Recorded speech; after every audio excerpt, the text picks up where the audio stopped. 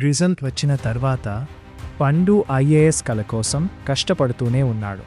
ఉదయం నుంచి రాత్రి వరకు పుస్తకాలతోనే పోరాడుతున్నాడు. కానీ జీవితం అందరికీ పరీక్షలు పెడుతుంది. మొదటి మాక్ టెస్ట్లో పండు అనుకున్న ఫలితం రాలేదు. కొన్ని క్షణాలు అతని కలలు దూరమవుతున్నట్టు అనిపించింది. నేను నిజంగా ఐఏఎస్ అవగలనా అనే సందేహం అతని మనసులో మొదలైంది.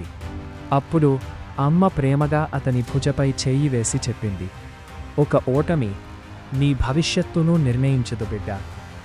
ఆ మాటలు పండుకి కొత్త ధైర్యాన్ని ఇచ్చాయి. అతను కన్నీళ్లు తుడుచుకొని మళ్ళీ పుస్తకం తెరిచాడు. ఎందుకంటే గెలిచేవాడు ఎప్పుడూ ఓడిపోనివాడు కాదు, ఓడిపోయినా మళ్ళీ లేచేవాడు. ఇది ముగింపు కాదు, ఇది కేవలం ఆరంభం మాత్రమే.